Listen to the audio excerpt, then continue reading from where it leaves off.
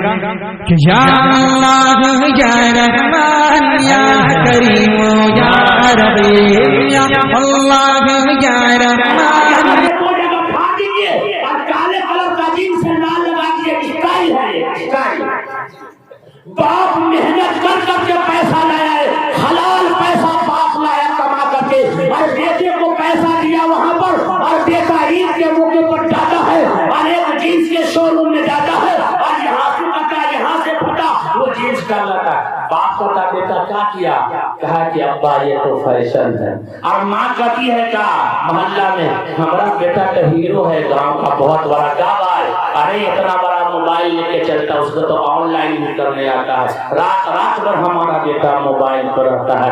आए माँ, ये जींस यहाँ से कटा यहाँ से फटा, बाल यहाँ से कटा बाल यहाँ से फटा, और ऐसे एक मतलब हमारा तो बाल यहाँ आ गया।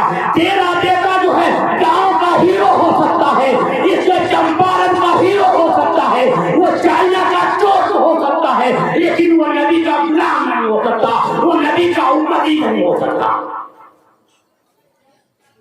तो लड़की सब कहती है मौलाना क्या बात, हम लड़का से कम है का, उसके 4 कदम हम और आगे। कहा भाई 4 कदम और आगे है। नीतीश कुमार जी का भला हो, 1.25 लाख आदमी को नौकरी दिया, सबको मिल गया 25,000 को, बाकी और इलाज पाठक करने वाले हैं। कहा कि बेटी बढ़ेगी तो देश बढ़ेगा, बेटी बढ़ेगी तो मुल्क आगे बढ़ेगा। तो लड़की भी कहते मौलाना हमको कम है, ए अम्मा तो क्या आज ईद पे जो है ना हमको लेना है नायरा सूट, लीजिए अब नायरा सूट। कैसा है भाई नायरा सूट? अब घर वाली परेशान है, माँ परेशान है, शौहर को फूल लगाया, मैं वहीं लाना हूँ आपको फूल लगाया, क्या ए फातिमा के अब वो तो खैरियत है? कहा कि हाँ, ईद पे माँ बेटी कह रही है रुकैया क्या कह रही है कि हम नायरा सूट लेंगे नायरा। अब नायरा सूट है क्या? मौलाना भी अपनी बेटी को पहनाता है, अपनी बीवी को पहनाता है, ऐसा नहीं है कि नहीं पहनाता है, हाजी और नमाजी सब पहनाता है। वो सूट है कैसा? इतना कटा हुआ यहाँ तक कटा हुआ सूट है। कटा लड़का का यहीं तक काटे हुआ, हम तो यहाँ तक काटे हुए हैं, हम तुमसे पीछे हैं। और इतना खरीद चला हुआ है ना, चले तो लगता कोई हाथी जा रही है भाई, नायरा सूट है। और सर का दुपट्टा कहाँ भाई, तो पता नहीं, दुपट्टा तो हमारे पर्से में रखा हुआ है। जैसे ये लड़का कहता है कि टोपी जो है हाथ जेब में रख लिया, जुम्मा का जुम्मा टोपी निकलेगा, ऐसी हमारे माँ बहने जब शाबान के महीने में और रमजान के महीने में जब वो कुरान को खोलती है तब वो संदूक में से दुपट्टा निकाल के सर पे ऐसे रखती है। हम किससे आ गए भाई? तो कहा कि बुढ़वा को भी सुधरना है और बुढ़िया को भी सुधरना है, तो यकीन जानिए कि पूरा घर सुधर जाएगा। अपने जिंदगी का हिसाब देना है, एक एक जिंदगी का हिसाब देना है, हमें अपने जिंदगी को बदलना है।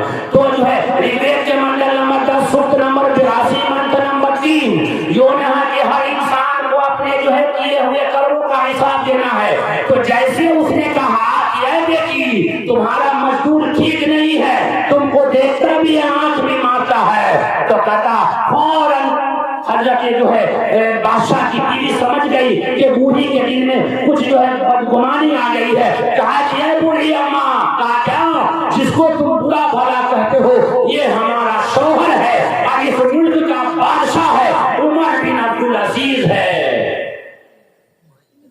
तो निकलने लगी बाहर घर से, तो उमर बिन अब्दुल अजीज रहमतुल्लाह अलैह ने अपनी बीवी से पूछा ये बूढ़ी अम्मा क्यों यहाँ आई थी?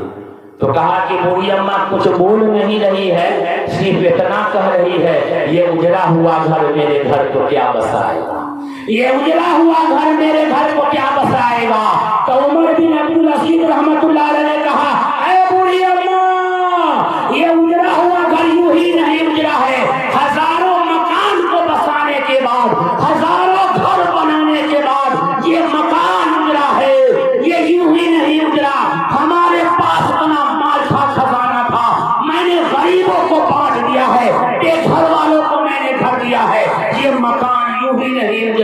ये हजारों मकान को बसाने के बाद गुजरा है। आज हमारा मुखिया है कि जब से बने हैं मुखिया है दोस्तों सुनो, गाँव के हर गरीब का चूल्हा बुझा दिया। अपने किए हुए कर्मों का हिसाब देना है हर व्यक्ति को, हर इंसान को अपने किए हुए कर्मों का हिसाब देना है। ऋग्वेद के मंडल नंबर 10 सूक्त नंबर 82 मंत्र नंबर 3 में है, हमारे हिंदू भाई की पुस्तक में है। और ये बात अल्लाह कुरान में भी कहता है, अपने किए हुए कर्मों का हिसाब देना है। वेद ने कहा हकीकत में वो ईश्वर एक है, उसी एक के सामने ही माथा टेकना है। यह है यजुर्वेद कांड नंबर 40 अध्याय नंबर 9 अंधन तमः फिर अवसंते असंभूते गोपासते ततो अभूव एव कियामृतः।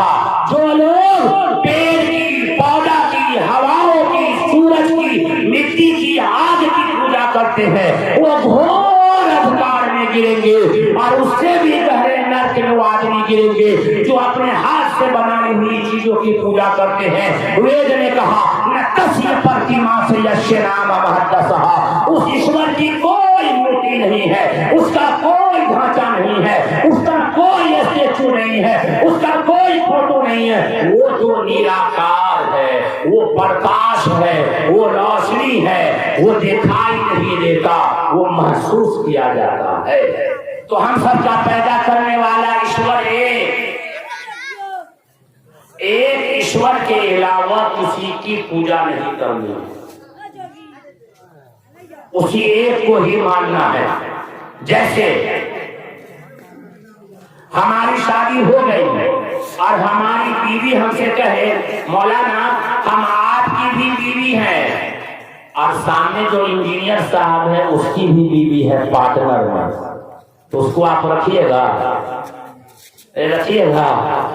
हमारी बीवी हमसे कहे मौलाना हम आपकी भी बीवी है और सामने में जो इंजीनियर साहब है उसकी भी बीवी है पार्टनर में, उसको रखिएगा? कोई भी आदमी रखेगा? नहीं रखेगा। क्यों नहीं रखेगा? हम जब शादी करके लाते हैं तब बीवी को 5 चीज देते हैं, 4 चीज। शादी करके लाते हैं तब बदन को ढकने के लिए कपड़ा, रहने के लिए फूसा छप्पर या जैसा मकान है मकान, भूख लगी तो खाना, और बीमार पड़े तो दवा, और अच्छे बोल देते हैं। जब आप 5 चीज के अलावा 6ठी चीज नहीं देते हैं फिर भी आप पार्टनर नहीं रख सकते।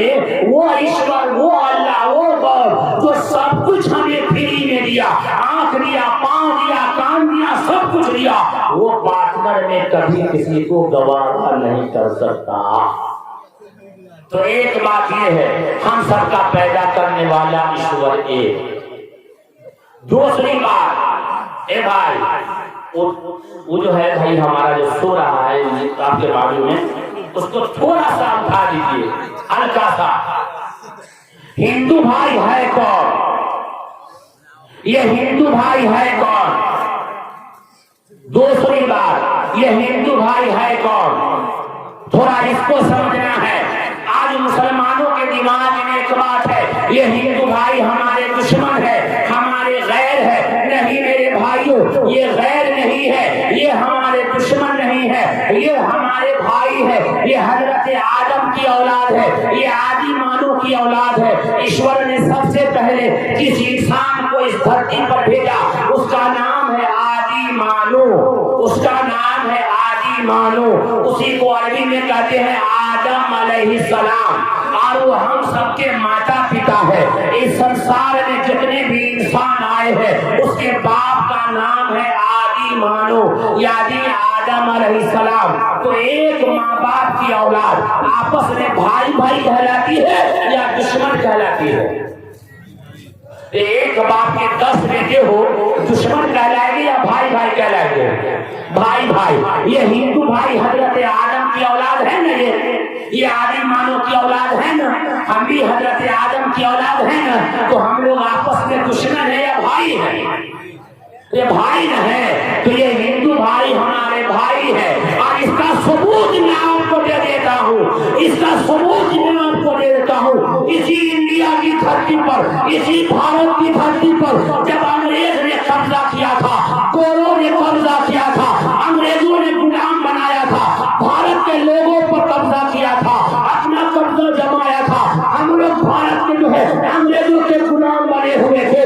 तो हिंदू और मुसलमान दोनों मिल करके, हिंदू और मुसलमान दोनों मिल करके आजादी की ऐसी लड़ाई लड़ी कि अंग्रेजों के छक्के छुड़ा दिए, और जो अंग्रेजों के छक्के छुड़ा दिए फिर भारत से अंग्रेज को भागना पड़ा। तो अल्लामा इकबाल ने कहा, सारे जहां से अच्छा हिंदू सीता हमारा, हम बुलबुले हैं इसके लिए गुलशिता हमारा, मजहब नहीं सिखाता आपस में पैर रखना, हिंदी है हम वतन है हिंदू सीता हमारा।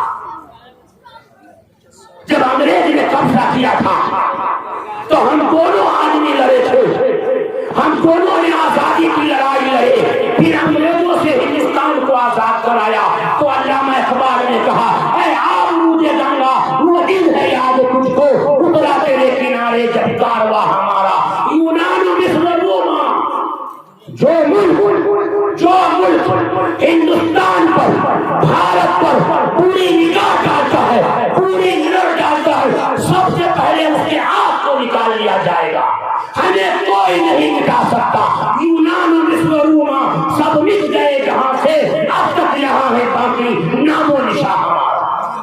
हम एक माता पिता की संतान, ये हमारे भाई हैं, ये हजरत आदम की औलाद। एक मिसाल और ले लीजिए आप, इस गांव में चारों तरफ से मुसलमान हो, बीच में एक राम किशोर का घर है, समझ रहे बात हमारी। और ईश्वर न करे, अल्लाह न करे, गॉड न करे, उसके घर में आग लग जाए, और चारों तरफ से मुसलमान है, मियाँ जी है, और मिथिलेश कुमार के घर में आग लग गया, तो उसको आप छोड़ दीजिएगा या बुझाइएगा? ये छोड़ दीजिएगा या बुझाइएगा? ये छोड़ेंगे कि बुझाएंगे? क्यों बुझाइएगा? क्यों बुझाइएगा? ये इंसानियत कहती है, ये इंसान कहती है, इंसानियत कहती है कि बुझाया जाए। अगर ये न बुझाया जाए तो ये शोला हमारे भी घर आ जाएगा। ये दुनिया का आग है, पानी से बुझ जाएगा, लेकिन चारों तरफ से मुसलमान हो और एक राम किशोर हो और बेगर परम शुद्ध कहे चला जाए तो अल्लाह तुम्हें छोड़ेगा नहीं। कुंतुम खैरा उम्मतिन उखरिजत लिन्नास। क्यों? ये हमारे भाई हैं, कहीं न कहीं हमदर्दी रहती है कि भाई का घर कहीं बच जाए, भाई का घर न जले, तो ये हमारे भाई हैं। अब आइए, हमारे हिंदू भाई कहते हैं मियाँ जी का मुसलमान का जो धर्म है वो धर्म हमारा नहीं है, हमारा धर्म अलग है। मुसलमानों का जो धर्म है वो धर्म हमारा नहीं है। यूट्यूब पर एक लड़की पूजा कुमारी कहती है मुसलमानों का धर्म अलग है और सनातन धर्म का धर्म अलग है। हम कहते नहीं, दोनों एक है। ज्ञान की कमी है, एजुकेशन की कमी है। हम सबका पैदा करने वाला ईश्वर है, हमारा बाप आदि मानो है, और हमारा मुल्क इंडिया है, और हमारा धर्म भी है। सबसे पहले ईश्वर ने, अल्लाह ने, गॉड ने जिस इंसान को दुनिया में भेजा उसका नाम है आदि मानव। ईश्वर ने उसको धर्म दिया, उसको मजहब दिया। संस्कृत में उस धर्म का नाम है सनातन धर्म। सनातन धर्म का माना यह है सीधा आकाश से आया हुआ धर्म, आसमान से आया हुआ धर्म। और इसका एक नाम और है शाश्वत धर्म, जो आगे भी हमेशा रहेगा। सनातन धर्म को और शाश्वत धर्म को अरबी में कहना चाहे तो आपको कहना पड़ेगा इस्लाम धर्म के भी कई नाम बताए गए हैं, जिसमें से एक है दीन क़य्यिम, यानी सबसे पुराना। हमारा दीन भी एक है। फर्क इतना है कि सनातन धर्म संस्कृत में है और क़य्यिम धर्म जो है अरबी में है। जैसे पानी है, वाटर है, जल है, आग है, नीर है, चीज एक ही है, भाषाएं बदल गई है। और हमारा कलमा भी एक ही है।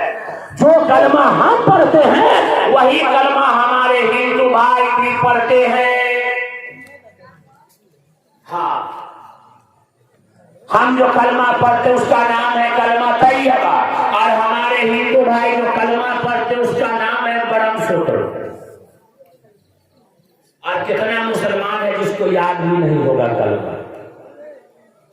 हाँ, और कितना हमारे हिंदू भाई इसको परम सूत्र पते नहीं है क्या है कलमा, याद ही नहीं होगा। 100 में से 1% परम सूत्र। आजकल की लड़की सबको कहिए ना, लड़की सबको गांव में कलमा याद नहीं, इंग्लिश में गाली देने में एकदम स्पष्ट, और नबी का कलमा याद है जिस पर तुम्हारा ईमान है, तुम्हारा आस्था है, तुम्हारा यकीन है, वो याद नहीं। और नौजवान सब की बातें छोड़िए ना भाई, मौलाना क्या कीजिएगा। माँ की कहती मौलाना छोड़ दिए, जवान है अभी।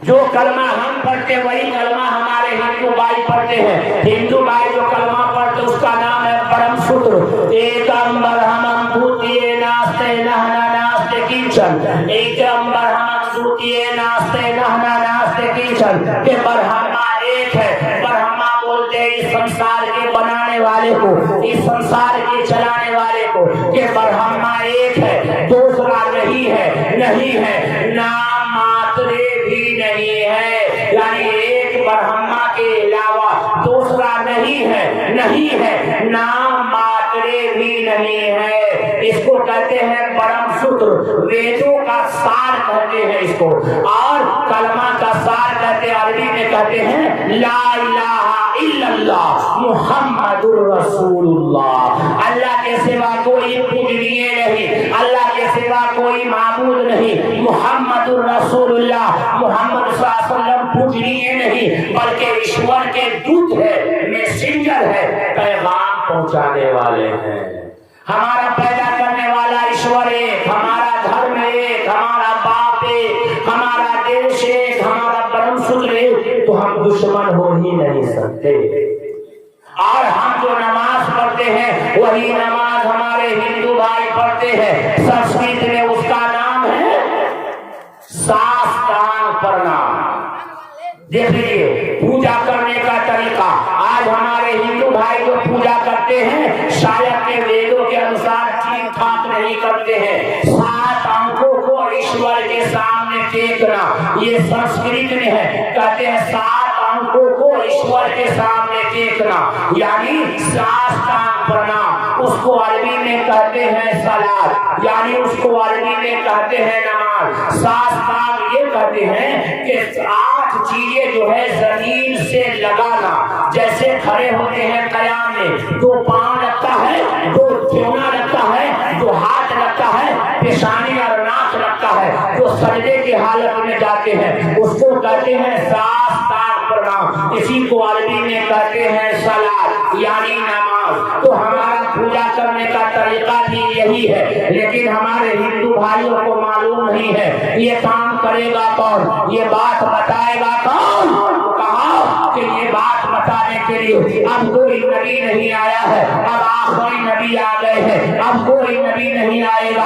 आखिरी नबी की आखिरी किताब रसूलुल्लाह सल्लल्लाहु अलैहि वसल्लम पर नाज़िल की है। ये आखिरी उम्मत है। अल्लाह कुरान में कहता है कुंतुम खैरा उम्मतिन उखरिजत लिन्नास, तुम बेहतरीन उम्मत हो, लोगों के भलाई के लिए निकाली गई हो। मस्जिद बनाना भी भलाई है, मदरसा बनाना भी भलाई है, लेकिन सबसे बड़ी भलाई है किसी को हमेशा हमेशा के लिए जहन्नम के आग से बचा लिया जाए। इससे बड़ी भलाई कोई नहीं हो सकती। हमें बदलना है, हमें बदलना है। उम्मत के नाम में हालों का मिजाज बिन तराशे हुए हीरे हमें अच्छे नहीं लगते। हमें अपनी जिंदगी को बदलना है। तो वेद ने कहा, यजुर्वेद काल नंबर 40 अध्याय नंबर 9, अंधन तमः पिरवसन्ते असंभूते मुपासते ततो अभूव एव तियाम रतः। जो लोग एक ईश्वर को छोड़ करके कई खुदाओं की पूजा करते हैं, कई जगहों पर जाकर के मुंह हाथ मारते हैं, अपना मुश्किल कुशा मानते हैं, तो ऐसा इंसान कभी सुख नहीं पाएगा, बल्कि वो सीधे नर्क में जाकर के गिरेगा। कहा कि मुसलमानों अपने अकीदों को ठीक करो, अपने अकायद को ठीक करो। थोड़ी सी गड़बड़ी हुई, अल्लाह थोड़ी सी गड़बड़ी हुई हम लोग अल्लाह को छोड़ करके कई जगहों पे हम जा करके लोगों के सामने अपने मसले को हल करते हैं। बाबा हमारे मसले को हल कर देगा।